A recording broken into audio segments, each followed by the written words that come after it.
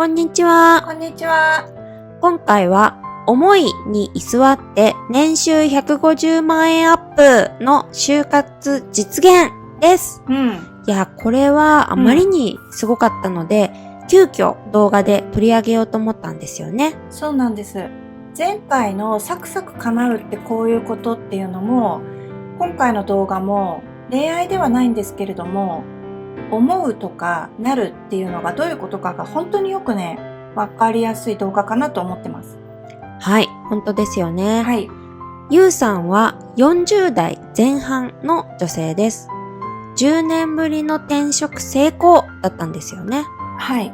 当初はですね、YouTube のコメントにこんなことを書いてくださってたんですね。今、転職活動中で書類選考で落ちまくっていて気分が重いんですが、中略。現実と切り離してうまくいっている前提でやってみます。はい、なるほど。落ち込みまくって凹んでいた。まあ、そりゃそうですよね。はい。で、後日聞いたところ、ゆうさんはフリーのグラフィックデザイナーさんなんですね。正社員を経てフリーランスになり、40代に入って働き方の見直しとさらなるスキルアップを目指したいと再就職をしようと思いました。転職エージェンシーからはコロナ禍もあり、書類が通り面接に行けるのは 10% くらいとは聞いていましたが、本当に書類すら通らない日々にかなり落ち込みました。一社だけ最終面接まで行ったのに落とされたのがきっかけでさらに落ち込みました。当時、アルバイトも派遣も落ちていました。いや、詳しく聞けば聞くほど大変だし頑張っていたんだね。やっぱり40代にもなったら転職って難しいのかなみたいなエゴが出てきそうだよね。まさにね、そうでした。フリーランスという働き方の中で大きな案件での経験を積んできたし、仕事をするスキルも自信はありましたが、どんどん書類が落ちるので、スキル不足なのかな？ 40 代は就職できない？若い子の方がいいかな？自分のスキルが時代遅れなんじゃないかな？デザイナーやめた方がいいのかな？など、自分がどんどん世の中に必要とされていない気がして、エゴの声がどんどん大きくなり、本当に辛かったです。はい。ものすごくリアルな声だよね。これまで実績を出していたとしても、次々に落ちてしまったら、もう無理なんじゃないかとか、自分のスキルは通用しないんじゃないかって思っちゃうその気持ちはよくわかるね。はい。ゆうさん、コメントに書き込んでくれた時点で30社落ちていたそうなのですが、これに対するめぐるのコメントへの返信はこうでした。同じですよ。めぐるも数十社以上落ちた時がありましたが、自分は業界で生き生き働いていると思い込んでいたので、落ちても全く落ち込まず、採用しない向こうが節穴だぐらいに思っていましたよ。ずうずうしいですよね、めぐる。はい。ゆうさんは採用しない向こうが節穴だという文面を見て、本当にそうだと思ったそうですね。はい。だから落ちた時は向こうが節穴作戦を決行しました。これもう本当にドンピシャな動画がありますよね。当に願望を成就した自分がそんなところでつまずいてる場合じゃないです。これはめぐるの就職体験をもとにそう思うからそうなるのうちそう思うの方に力点を置くというのがどういうことなのかかなりよくわかると思います。はい。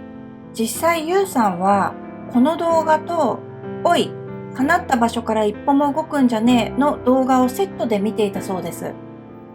あの2つを掛け合わせたら就活には最強かもしれないね。今回の動画と一緒に何度も見ると相当わかりやすいと思うので、概要欄に URL を貼っておくのでぜひ見てください。はい。ゆうさんはこうおっしゃっています。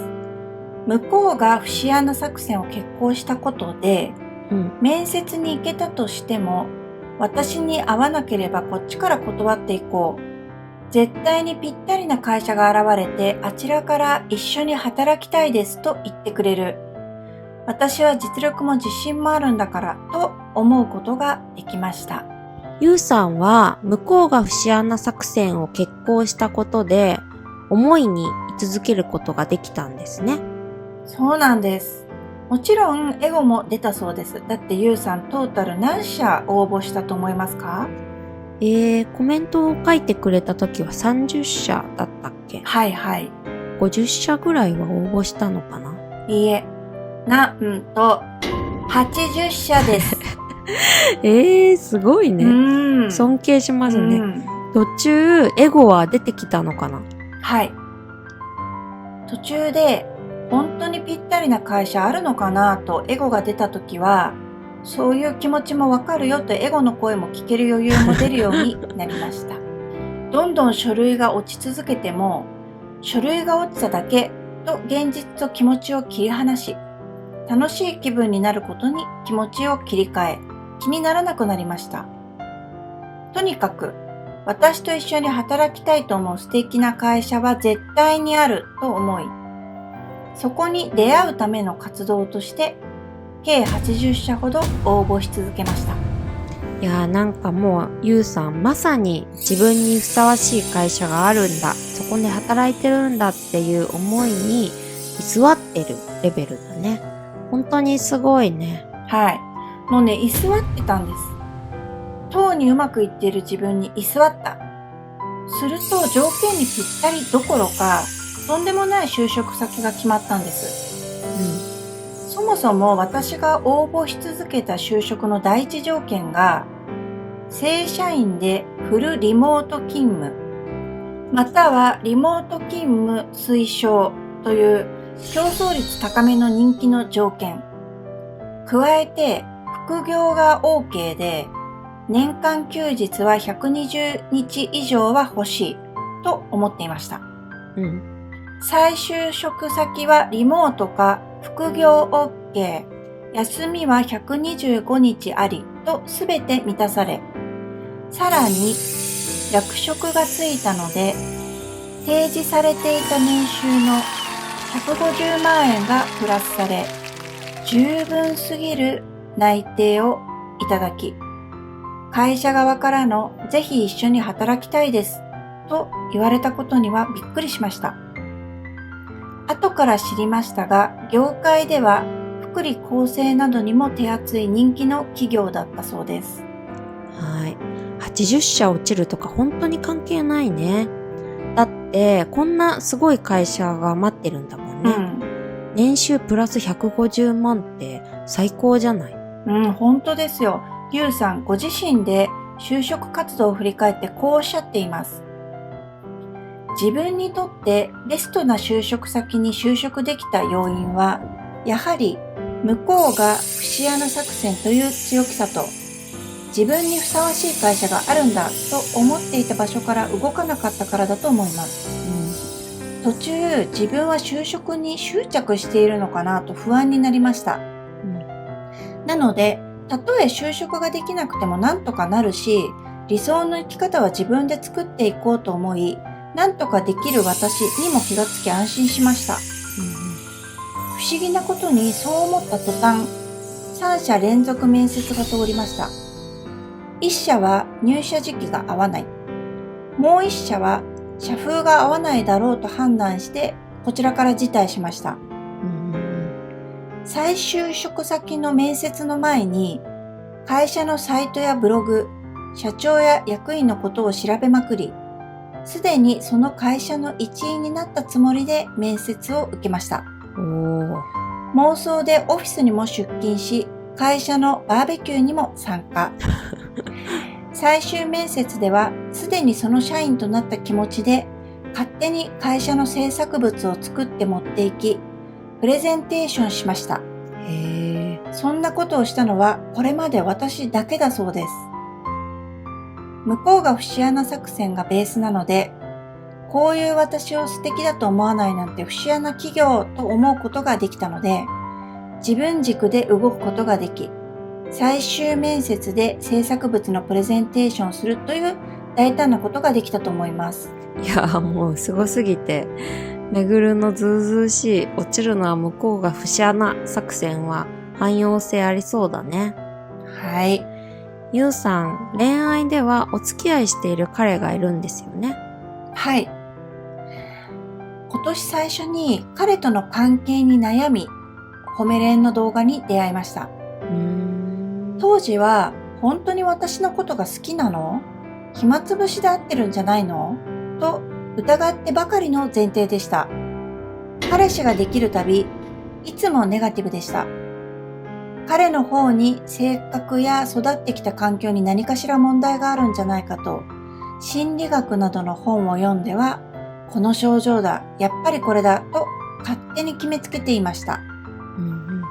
そんな感じですから週3は喧嘩していました。すごい。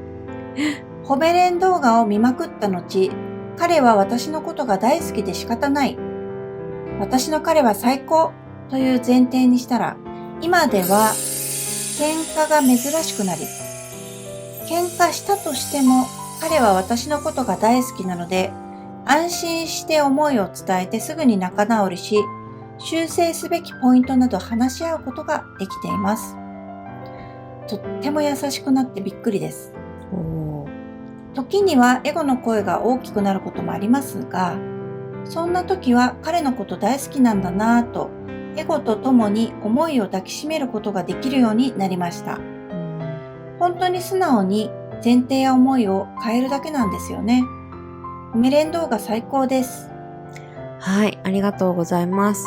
恋愛の変化も顕著すぎますね。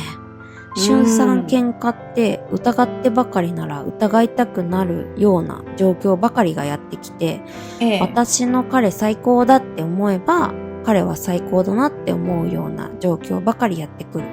シンプルですよね。本当そうです。はい。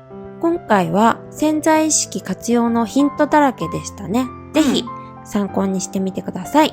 それでは今回はこの辺でご視聴いただきありがとうございました。チャンネル登録やいいねもお願いします。